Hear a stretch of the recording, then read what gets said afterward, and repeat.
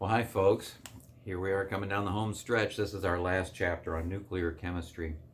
And we're going to look at nuclear reactions and what brings about instability, enough instability in the nucleus of an atom that it might actually eject part of itself. As a matter of fact, I wrote a definition up here. Nuclear radiation is essentially the spontaneous emission of particles or energy from an unstable nucleus.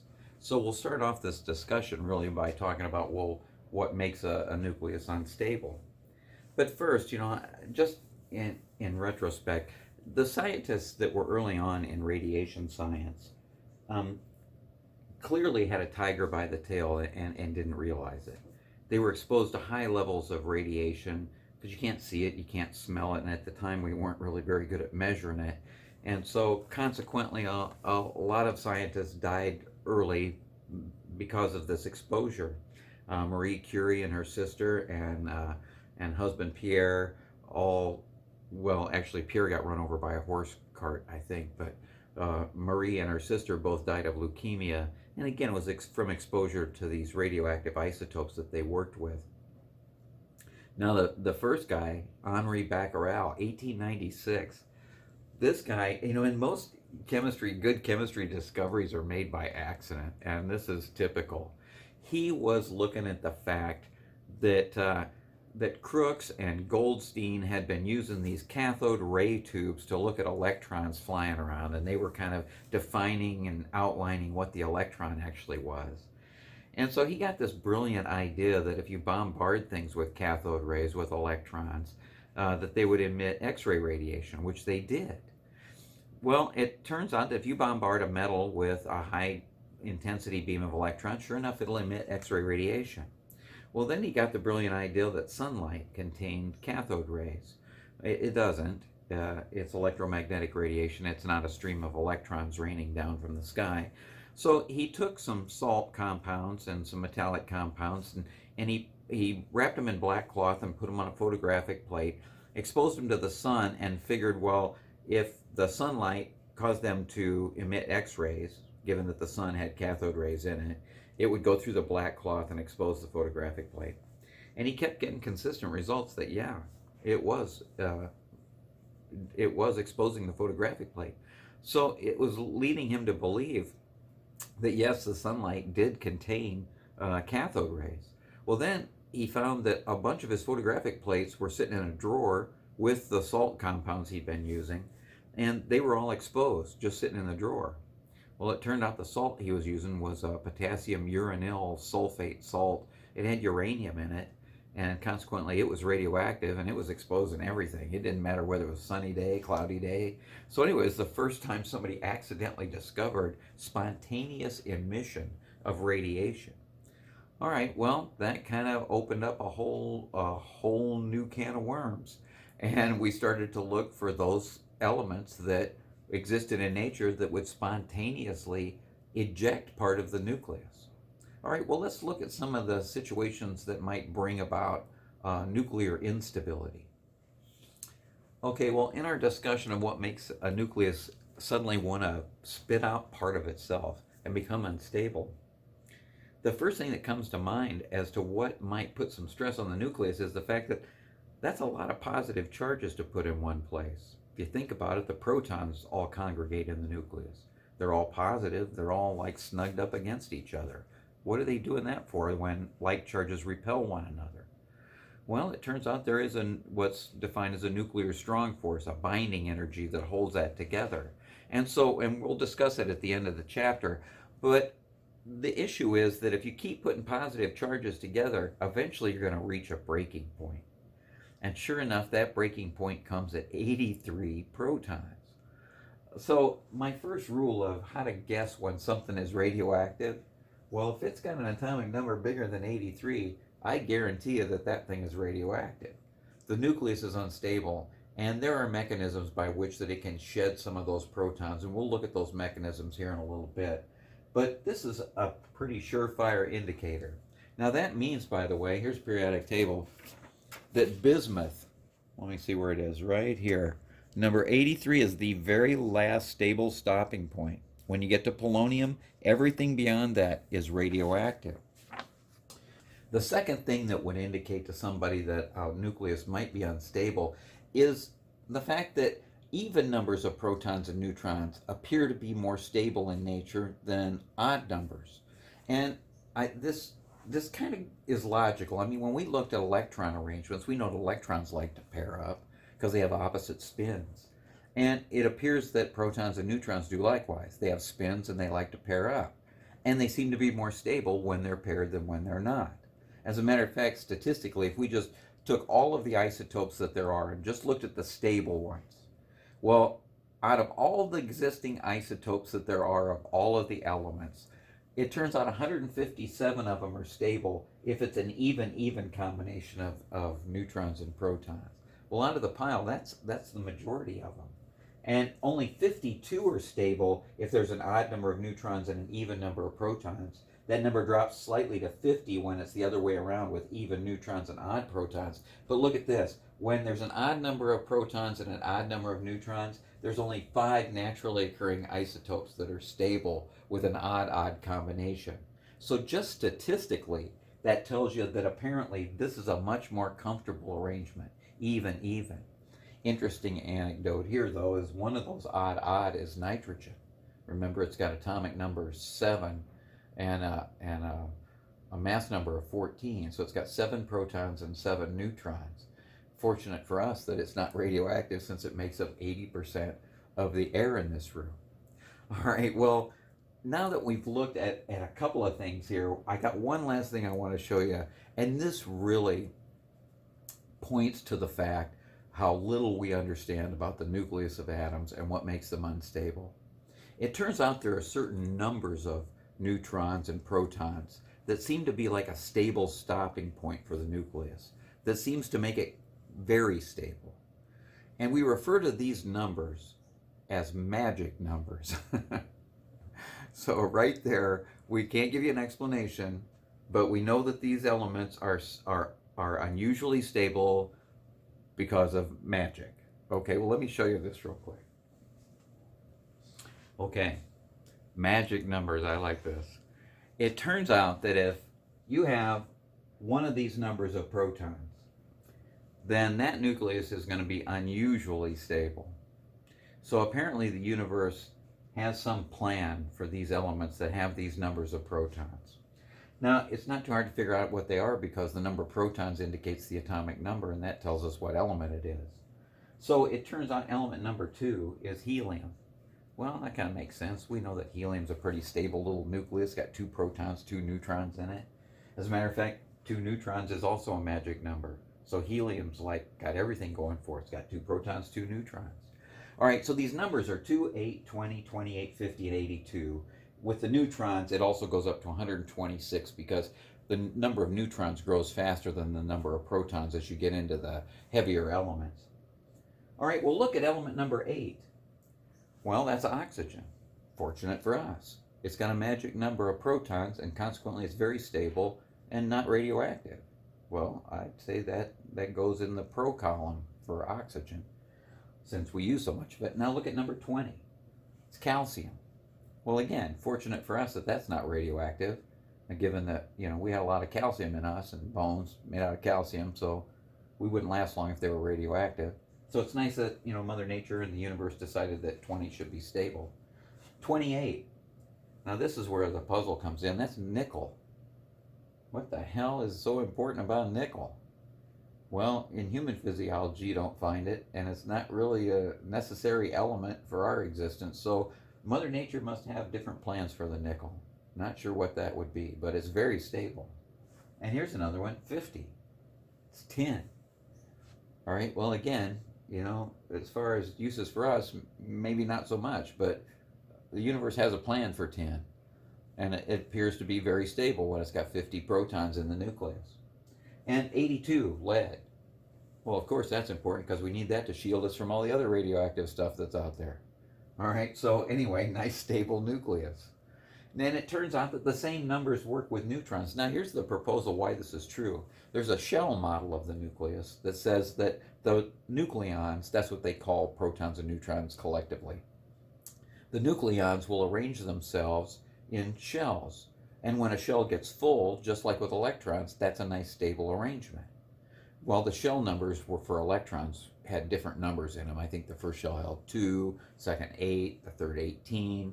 Well, here the numbers are just a little bit different in terms of how many nucleons complete a shell. So it seems logical that this might be the case, since these seem to be the most stable stopping points in the growth of the nucleus. All right, as a matter of fact, let me just show you one. For instance, like lead has atomic number 82. Well, if this is lead 208, that particular isotope of lead, well, you'll notice it has 82 protons, and the difference between these two is 126 neutrons. It has two magic numbers. There is no way that lead 208 is going to be radioactive. All right, so we're going to use just these generalities about radioactivity and predicting when a nucleus is unstable to do just that, to look at some nuclear symbols and just based on a couple little ideas here, decide whether what we're looking at is something that might be radioactive or not. All right, well, once we've determined that something is radioactive, what mechanisms are there for it to bring about stability so that it'll stop spitting out parts of itself? Well, let's stop and take a look. There's 3 or 4 here that are of interest to us. So let's look at a few of those mechanisms, the types of radiation that happen. Okay, before we get too deep into balancing these nuclear equations and showing you mechanisms for radioactive decay, just a quick reminder about nuclear symbols. Remember that the nuclear symbol has 2 numbers associated with it, the atomic number, which is the number of protons in the nucleus, and the mass number, which is the sum of the protons and neutrons. Now remember that every element on the periodic table has existing isotopes that have different numbers of neutrons, but the same number of protons. So consequently, for instance, chlorine, when you see it on the periodic table, it has a mass of 35.45. That's because the mass number of its 2 isotopes are 35 and 37. And in essence, there's 75.5% of the chlorine out in nature is chlorine 35. This is why the average mass that's reported on the periodic table is 35.45. But in this chapter, we're really zoning in on particular isotopes because it's that neutron to proton ratio that ultimately kind of dictates what kind of mechanism of decay this atom may undergo. So anyway, I just wanted that to be kind of a refresher of our discussion way back in Chem 130 about nuclear symbols and atomic numbers and mass numbers. Okay, well, let's get on with the mechanisms then. Well, the first mechanism by which a nucleus could actually eject part of itself and bring about stability deals with those elements that are up above atomic number 83. It turns out when they have too many protons in the nucleus that a certain kind of cluster of particles comes shooting out of the nucleus. It's called an alpha particle. Now that particle is actually composed of 4 little subparticles. It's composed of 2 protons and 2 neutrons. So it actually looks like a helium nucleus with the electrons stripped away. That's what a helium nucleus has in it, is 2 protons and 2 neutrons. Well, this little cluster seems to be very stable, again, because it looks like a helium nucleus, and this is the little package that gets emitted from any element that has too many protons in it. It's a convenient way for it to get rid of some of its protons. But it always sends them out with 2 neutrons and 2 protons in a package. All right, well, this is referred to then as an alpha particle. Note that it doesn't have any electrons on it, so it's got a positive 2 charge on it. So it's an ion. It's actually a helium plus 2 ion. All right, so in that case, the symbol that we use for an alpha particle, and all of these particles are going to include their mass number and their atomic number, since we're concerned now about which isotopes we're looking at. So we'll always have a mass number here. Well, they use the symbol for helium for an alpha particle. So sometimes you'll see it written as He with a 2 and a 4 for the 2 protons and then a mass number of 4 because it has an additional 2 neutrons. Or you'll see it written as alpha, the Greek alpha symbol, with a 2 and a 4. Now again, the critical thing here, all the elements atomic number 84 and up are alpha emitters. Now I'm going to show you how to balance nuclear equations here in a second. And I'll give you an example of something that's good alpha emitter. But while we're talking about it, should point out that alpha particles really are not too dangerous in terms of skin exposure.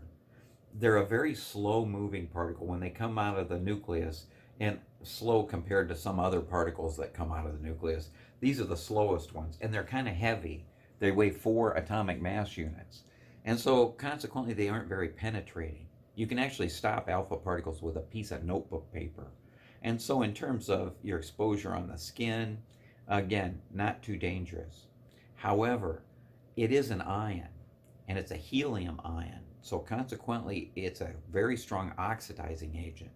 It would love to steal electrons and become a helium atom, a neutral helium atom. So consequently, breathing or ingesting alpha particles is what makes them really dangerous. So it turns out that radon, for instance, is a beta emitter and an alpha emitter, and so consequently, radon in your basement can generate alpha particles, and suddenly you're breathing those in. And this is why this is a danger, because those alpha particles are ionizing radiation. They'll steal the electrons from pretty much anything that they touch. All right, well, with that in mind, let me just show you real quickly then an example of something that's an alpha emitter and kind of an introduction into how we balance these nuclear equations. Okay, well, one of the very first radioactive isotopes that was isolated by Marie Curie was radium-226, this particular isotope. Very strong alpha emitter. Now, it turns out if you want to write out an equation for, well, what happens to the radium once it emits that alpha particle, it's really just an arithmetic problem, because we know that this thing ejects an alpha particle, which is essentially 2 of its protons, and a total of 4 of its atomic mass units are going to be ejected from the nucleus. So it's really not too big a job to figure, well, if this thing is going to shoot out an alpha particle, I'm going to use the alpha symbol rather than the helium symbol. Well, the number of protons has to be conserved. So the book is going to say, well, could you tell me the identity of what this daughter isotope is? That's how they refer to this. This is the parent isotope. This would be the daughter isotope that's created. It actually transmutes into a different element. Well, sure enough, if 2 of the protons are lost by the nucleus, then this is down to atomic number 86. Now, atomic number 86, if we look on the periodic table, is radon. So radon is the daughter isotope of the alpha decay of radium. All right, now I got to be more specific. Which isotope of radon was actually produced here? Well, again, the mass numbers would have to be conserved. So if it weighed 226, but it lost 4 atomic mass units, this is radon 222. So I think you can understand that if we reveal to you the parent isotope and the type of particle that's being emitted, it's really not too hard to add and subtract whole numbers to figure out what the isotope, the daughter isotope, is in a nuclear reaction. That's what we're going to focus on here in these next couple of sections. All right, well, let's do one more alpha emitter. Okay, well, here's polonium-210, an isotope of polonium, and its atomic number is 84, so right off the bat, it's over 83, so it's going to be an alpha emitter. So if we were to give you this and just explain to you, we'd like you to write out the alpha decay for this particular isotope. Again, it's not an insurmountable task here. This is just adding and subtracting whole numbers. We know that this thing is going to emit an alpha particle.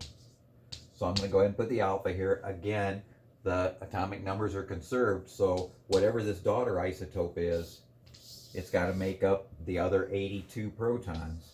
Well, once I have the atomic number of my daughter isotope, now I know what element it is, because the periodic table says atomic number 82 is lead.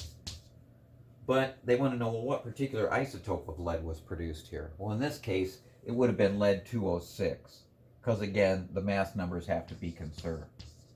So you can see here that if you can add and subtract whole numbers, this is not too daunting a task to figure out what the daughter isotope might be in an alpha decay. And again, we just wanted to reveal to you that this is easy to predict when this is going to happen. Any element atomic number 84 or above, you could write out a reaction like this. Now note, the one I did just a minute ago produced radon which was atomic number 86, it still is radioactive and is going to continue to emit alpha particles until it gets its atomic number down under 83 or 84. And so, again, the heavier elements are notorious alpha emitters simply because they want to get that number of protons down there. Now, later we're going to talk about half-life. You might wonder, well, why are there still radioactive isotopes laying around if all they are doing is just emitting alpha particles till they finally get stable? Well, sometimes their half-lives are very long, meaning they're unstable, but it takes a long time for one of them to fall off the edge, and a long time for the next one to fall off the edge. And so consequently, these radioactive isotopes have been here since the planet cooled down. Some of them have extremely long half-lives, and consequently are going to be here for a long time yet to come. Some of them were just a flash in the pan with a very short half-life. And so, again, in the age of the Earth, it turns out that the original 3 heavy elements that started off everything were 2 isotopes of uranium and 1 of thorium.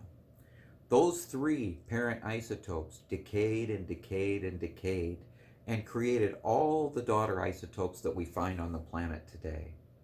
Now, since each one of those steps had different half-lives, now there's a long array of daughter isotopes that are the result of these original 3 parents. In your book, they actually have a plate that shows the 3 radioactive decay series that the 2 isotopes of uranium undergo and thorium that give rise to all of the existing radioactive isotopes that we find on the planet today. All right, well, what we've looked at so far is just one mechanism. How can an element with atomic number greater than 83 or 84 and up bring about stability? This is the primary mechanism. All right, well, let's look at another one. Okay, well, this next mechanism actually takes a little bit of a leap of faith here. It turns out that beta decay, which seems to happen in elements that have too many neutrons, isotopes that are neutron rich. Now, as we've looked at the periodic table over these last 2 semesters, you may have noticed that the number of neutrons and the number of protons stays pretty even for about the first 20 elements on the periodic table. I mean, up to carbon has 6 protons, 6 neutrons. Neon has 10 protons, 10 neutrons. All the way up to calcium has 20 protons, 20 neutrons. Beyond calcium, though, the number of neutrons starts to grow a little bit faster than the number of protons. It's almost like the neutrons are the insulation that keeps the protons from getting too close to each other and repelling each other. So you need more of them as you get more protons that are in there. All right, well, if you get too many neutrons in, it turns out that this is the mechanism that happens. Now, it's interesting because a beta particle looks exactly like an electron, but it originates in the nucleus. I put a question mark here because there are no electrons in the nucleus. Yet, elements, isotopes that have a neutron to proton ratio that's a little too neutron rich seem to suddenly start shooting out what looks like an electron, very high speed, and it seems to be coming from the nucleus of the atom. All right, so here's how they're proposing that this is happening. Their proposal is that a neutron is actually a proton and an electron stuck together.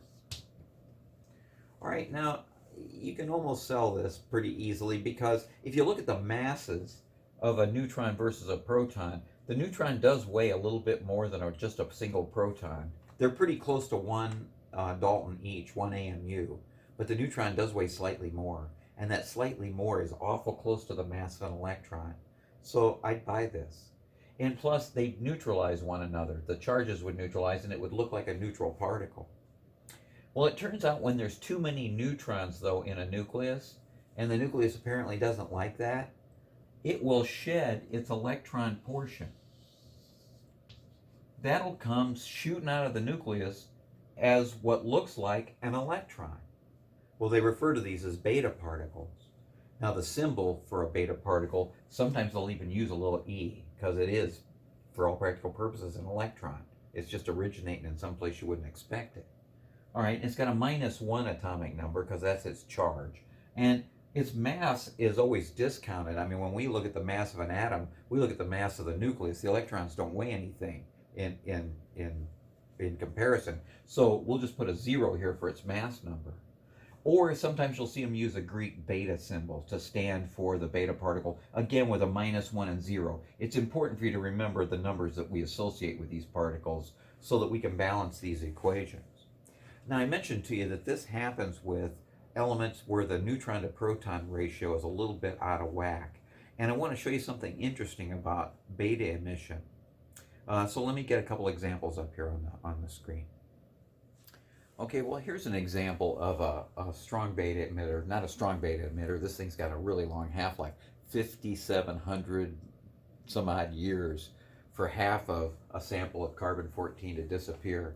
This is why they use carbon-14 for radio dating for fossils that were living organisms, because at the time of their death, whatever it is you're looking at, the amount of carbon-14 was at a fixed state and begins to slowly decay. If you look at how much is left, you can pretty much predict how long it's been since that fossil's last meal when it got its last carbon atoms.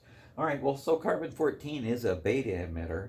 And if I asked you, well, could you write out a beta decay for carbon-14 and let me know what the daughter isotope is? What does it transmute into? Again, I don't know if I used that term before, but this is a transmutation of one element into another. All right, well, in this case, let's go ahead and use the beta symbol. Now, here's what's notable about beta decay, is that with a -1 charge here, remember, this is a neutron shedding its electron portion. Now that essentially is going to create a new proton because it was a neutron, remember, and now it shed its electron half. So suddenly a neutron becomes a proton, meaning that the daughter isotope is going to have an atomic number 1 larger than its parent. Well, that's pretty obvious, isn't it? 7 and the -1 would add up to the 6 we started with. So the carbon-14 actually transmutes into nitrogen-14. Note that again, the mass numbers are conserved. So whenever there's a beta decay, again, the daughter isotope picks up a new proton that was revealed when the neutron shed that electron portion. Well, let's do one more just to kind of cement the deal. Okay, well, here's a commonly used isotope used in the hospitals for imaging for tumorous tissue. Turns out technetium 99 has a tendency to accumulate in tumorous tissue, and consequently, if you're taking a CT scan or an X-ray of it, this really makes it just stand out. All right, so technetium 99 is a beta emitter, and this is what makes it show up so nice on a CT scan. But what daughter isotope does it actually decay into when it emits that beta particle? Well, again, the atomic numbers have to be conserved, and with a beta emission, we're going to end up with a daughter isotope 1 atomic number bigger than the parent. Well, this is ruthenium. It's Ru is the symbol for atomic number 84. And in this case, if we were looking for the particular isotope, it started off 99. It didn't lose any mass numbers, so it's still 99. Ruthenium 99. So again, it's not a difficult task if we were to tell you, well, this is going to be a beta emitter. Please just write out a beta emission for this reaction. Just make sure that your atomic numbers are conserved, and it's a pretty easy task, like I said, to figure out what that daughter isotope is. All right, so we've looked at 2 mechanisms. Alpha decay, that generally happens when the atomic number is up above 83. And beta emission, and I'm going to show you here again how we can predict this. This is when the neutron to proton ratio gets a little too high. There's too many neutrons in there for it to be a stable isotope. And I'll show you how we can predict that here in just a second. But let's look at a couple other mechanisms first. Okay, well, this mechanism takes a little bit more than a leap of faith for me. This is called positron emission. And this does occur, but it takes a little bit of juggling the books here with the number crunching, with the binding energy to make this work out right in terms of the masses. It turns out that a positron is actually a beta particle being an electron basically, only it has a positive charge on it. Now that's kind of unusual. We see electrons all with negative charges on it. The protons are the positive ones. But in this case, they do use a symbol, a little e, to stand for a positron with a positive 1 charge down here instead of a negative 1. Or they'll use the beta symbol with a positive 1 and a 0 for its mass. So again, it's exactly like an electron, only with a positive charge. Now, here's their contention, is that a proton is actually a positron and a neutron stuck together. Well, to me, the masses don't bear this out, but there is a way around that. You can actually look at the binding energy calculations and see that this could conceivably happen. But again, it takes a little bit of a leap of faith. Now, if this proton were to shed its positron portion, essentially it would create a new neutron. All right? So just like when the neutron shed its electron portion and created a new proton, in this case the reverse happens. We've got a proton ejecting its positive charge as a positron, leaving behind a neutral particle, a neutron. All right, so in this case, the atomic number of the daughter element, daughter isotope, is going to be 1 lower than the parent. Let's go ahead and do a couple like that, as a matter of fact. Now, I should point out that this generally happens when you're too rich in protons and you have too few neutrons. Remember, we just talked about beta emission, and I said that happens when the neutron is too rich, when the neutron to proton ratio is too high. This kind of emission seems to happen when the neutron to proton ratio is too low, meaning you don't have sufficient numbers of neutrons. You can see why this might happen, because it's going to change one of the protons into a new neutron, helping the situation. All right, well, let me show a couple here on the screen.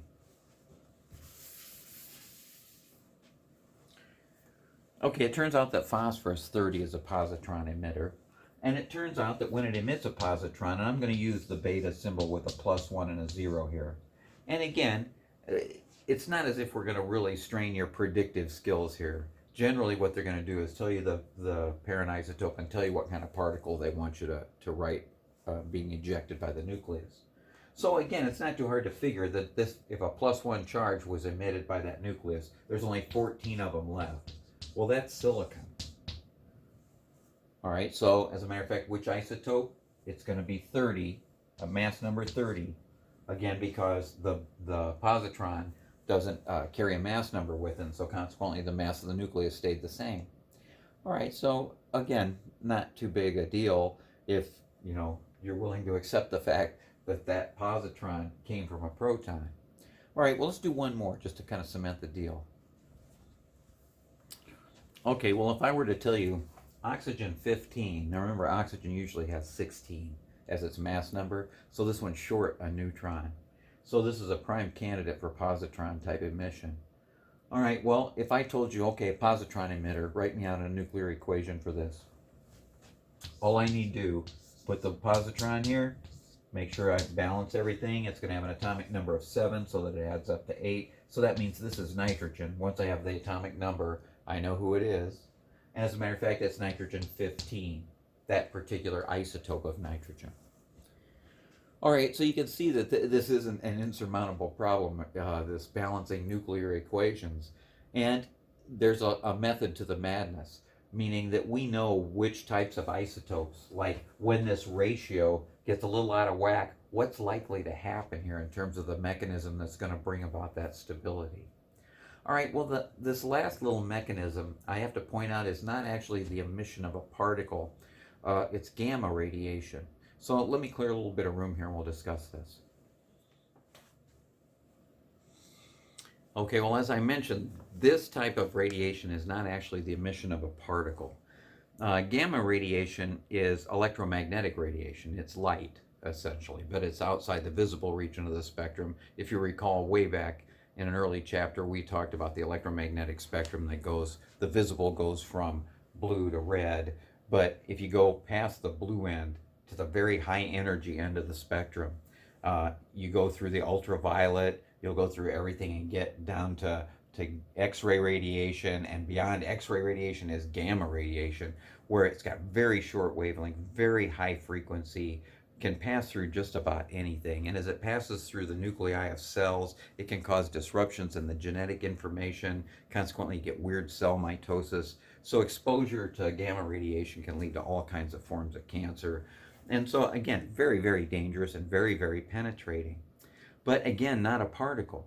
And so it has no rest mass and it has no charge. So the symbol for it is simply the gamma symbol, the Greek gamma, with nothing for its mass and nothing for its charge.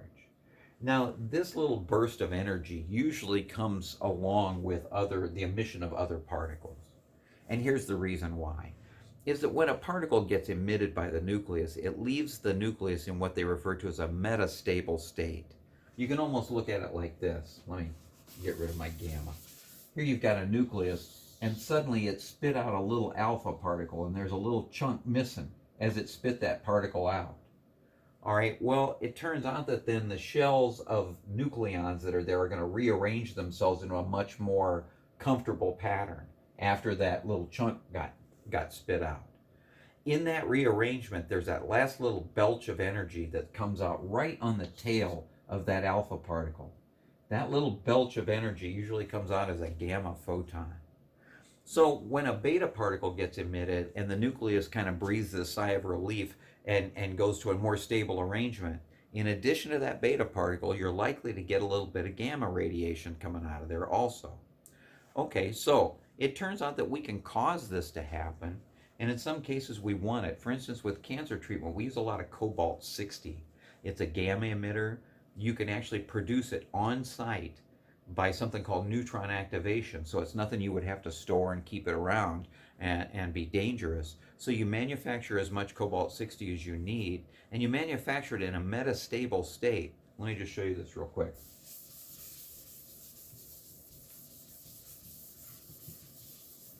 By neutron activation, what they do is take cobalt-57 with a 57 mass number, and they shoot a stream of neutrons into it. Well, it creates a whole bunch of cobalt-60, and it creates the nuclei in kind of a weird unstable state, kind of an excited state. So they put a little 60M here to stand for metastable.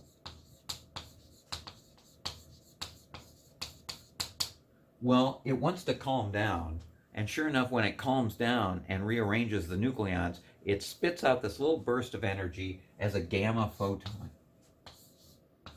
We'll notice then that our product over here is simply going to be cobalt-60, but without the M.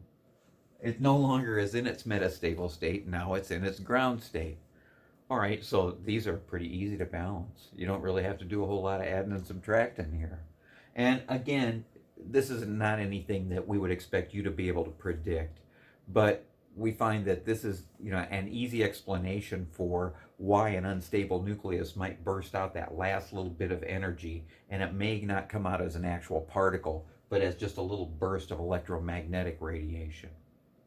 All right, so now we've looked at alpha emission, beta emission, positron emission, and now a little bit about gamma emission. I've got one more that I want to look at, and this one's not an emission. This is kind of an interesting one. It's called electron capture. So let me get a little bit of room here on the screen and we'll do it. Okay, now I always leave this one to last because this one's just odd. It's not radiation coming out of the atom. What happens is, in some cases where you don't have quite enough neutrons, where the neutron to proton ratio is again too low. Now we saw that positron emission could happen in cases like that. But here's another mechanism that actually kind of brings the neutron-proton ratio back into the fold, is something called electron capture. Now, here's what happens. An electron from an inner shell, now so far we haven't even talked about the electrons, we've been focused on the nucleus.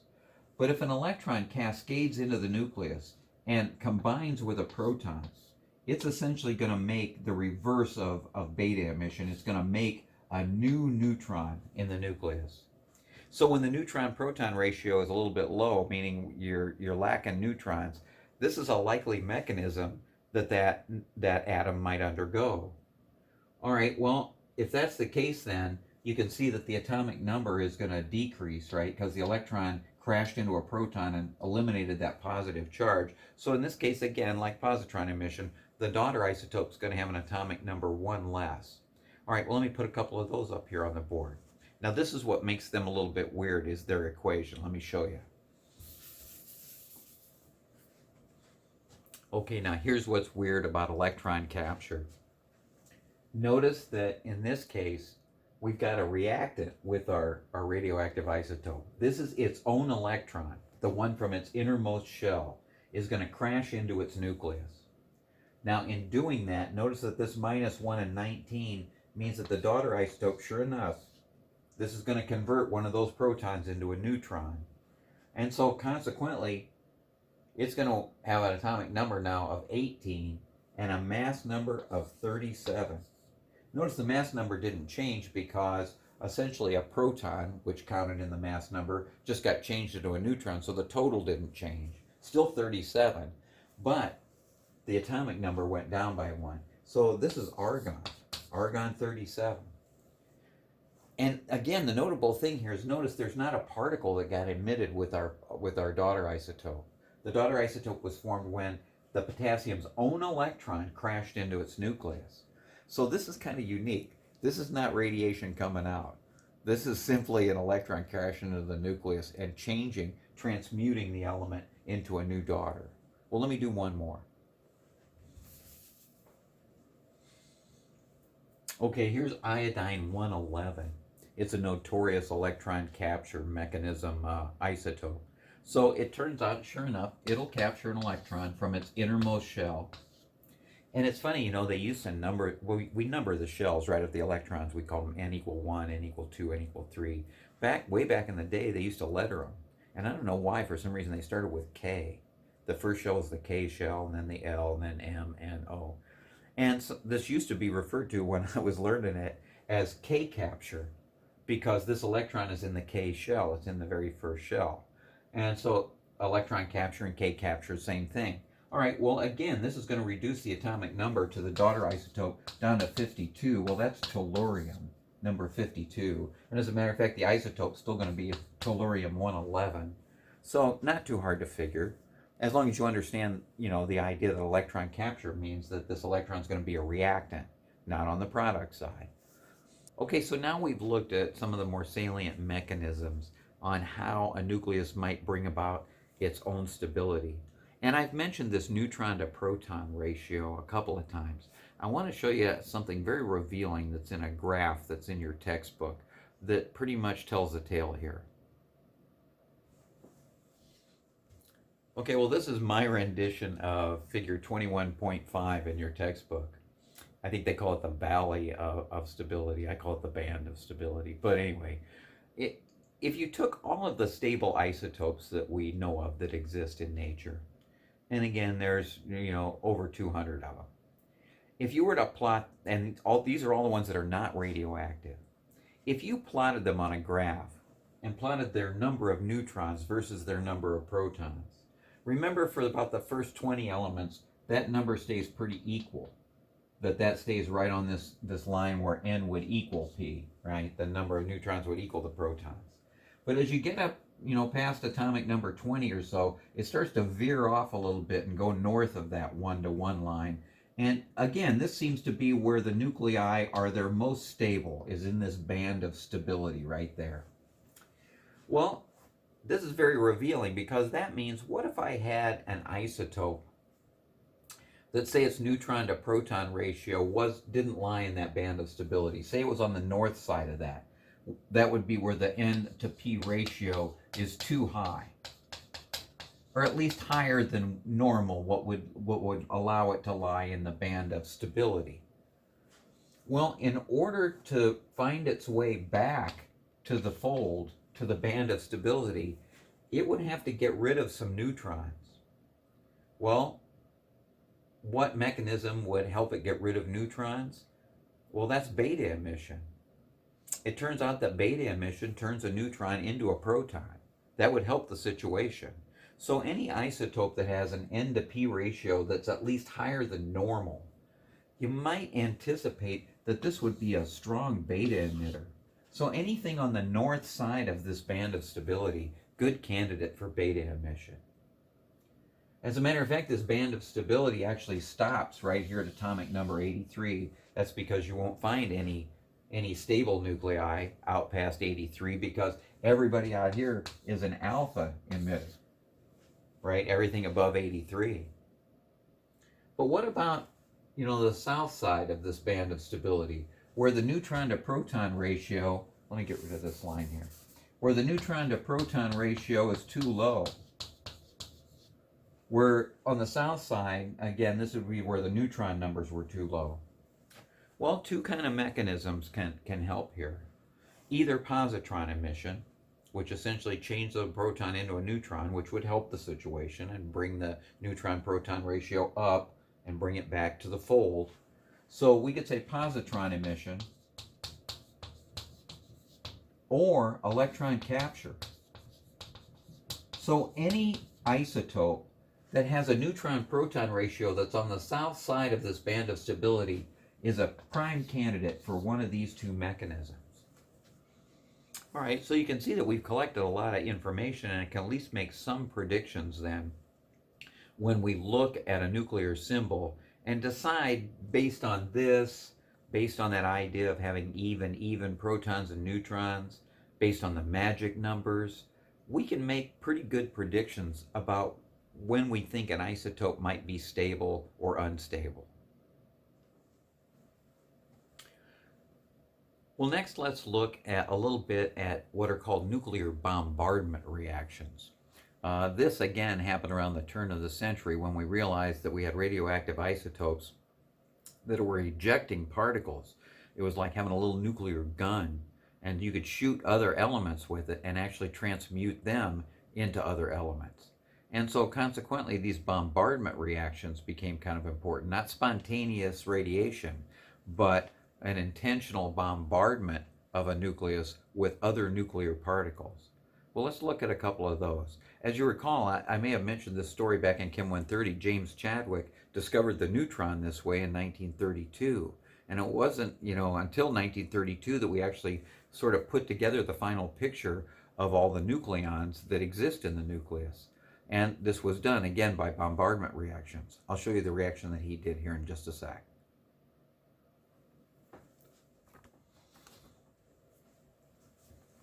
All right, one other aspect of nuclear chemistry, like I mentioned, are these bombardment reactions. Not looking at spontaneous radiation, but intentionally bombarding a nucleus with other particles.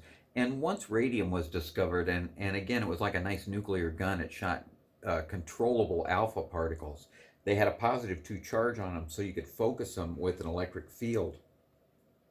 And you could bombard something pretty accurately with alpha particles. So they would put a piece of radium in a lead block, shoot alpha particles, and this is what James Chadwick did back in 1932. He shot it at some beryllium foil. Well, it's just like thin aluminum foil. Beryllium looks shiny, just like aluminum foil. Well, he shot the alpha particles at it, and the beam, where the beam hit, seemed to transmute into carbon. But they did detect another particle that came off, and it was a neutral particle, weighed about the same as a proton, but didn't have any electrical charge to it. And sure enough, that was the neutron, the first observation of the neutron, done by bombardment reactions. But you can see here, the balancing the equation is really not too tricky either, because since atomic numbers have to be conserved, if we hit beryllium, which has an atomic number of 4, with an alpha particle that's got a mass or an atomic number of 2, well, then in essence, the carbon that was produced makes up for all 6 of those charges. And sure enough, the particles that came off, the neutrons, had no charge on them. All right, well, the mass numbers are conserved too. Notice that this is 13 over on this side, 13 nucleons total. Well, sure enough, 12 in the carbon, 1 in the neutron. All right, well, let me do one more just to kind of cement the deal here. If I give you a bombardment reaction to look at, again, it's not as if I'm going to ask you to predict the products that come off. I would give you a bombardment reaction and just leave out one missing piece. All right, so again, if you can add and subtract whole numbers, it's usually pretty easy to figure out what the missing piece is. All right, well, let me do another real quick. While we're on the topic, though, writing out these nuclear equations, you run into quite a few different symbols. For instance, now we've got the alpha particle that's 2 and 4. We've got the beta particle that's either -1 and 0, or if it's a positron, that could be a +1 and 0. Now sometimes you'll see, and I've used the symbol neutron, an N with a 0 and a 1. I should point out that sometimes protons by themselves get emitted in these equations, particularly in bombardment reactions, where you strike the nucleus with something and particles scatter. Sometimes protons get ejected. Well, the symbol for that naturally would be a P with a 1 and a 1. It's got a mass number of 1 and a charge of 1. Or sometimes they'll use an H11, because in essence that is a hydrogen nucleus, is just one proton. So again, be aware that they've got different symbols then that stand for these different particles, but they're very logical. I mean, clearly the proton and the neutron are things that we've seen before, but now we've added alpha particles and beta particles, and we've used the electron symbol with a -1 and a 0. So again, don't let those throw you. Again, we've seen these before. All right, well now let me find another example of a bombardment reaction. As a matter of fact, I think I got one right here. Yeah, let's look at nitrogen. Turns out you can take nitrogen gas, actually a nitrogen 714, smack it with an alpha particle. Let me just use He24. I've been using that alpha symbol, but you'll find the book uses He as the symbol quite often. All right, well, it turns out that this reaction actually produces an oxygen 17, and chances are on a test I would say, and what else? There must be one other particle that comes off in this bombardment reaction. Well, again, it's not too hard to figure. If there's 9 protons on this side, then there's 1 missing. If oxygen was the daughter isotope, then this thing's got a mass of 1. Well, that makes it a hydrogen atom, right? Because it's got a mass of 1. Well, 14 and 4 is 18. Here's 17 of them. Sure enough, this is just a simple proton. This is a hydrogen 1. Now, I should point out that hydrogen does have a couple isotopes. Sometimes you'll see hydrogen with a mass of 2. This is called deuterium. It actually has a special name. There's a very radioactive isotope of hydrogen called tritium. Has a mass of 3 with only 1 proton. So, and these show up because they're kind of unique, and they'll show up in a couple of the balancing equations that are in the homework for this radiation chapter. So again, just kind of keep your eye out for them. All right, so now we've looked at nuclear bombardment reactions. I think this might be a good spot for us to stop. What I'd like to talk about in the next module is a little bit about detection, Geiger counters, how they work, exposure to the radiation, what that can cause, what forms of radiation are the most dangerous, the biological effects. I also want to look at the kinetics of radioactive decay. It follows first order kinetics, so this is going to be one of those recall moments from back in our kinetics chapter. And then the very last topic we're going to talk about is the binding energy in the nucleus. We're going to talk about the fact that a stable nucleus always weighs less than the sum of its parts, that some of that mass actually gets converted into energy that binds the nucleus together, and we can calculate that mass difference between a stable nucleus and the sum of all of its parts. All right, so we'll leave that for Module 2. So in the meantime, take a look at some of the homework. Don't neglect that audio lecture that I've got online. And if you've got any questions, again, don't hesitate. Just give me a shout. All right, well, I'll see you in the last module of nuclear chemistry.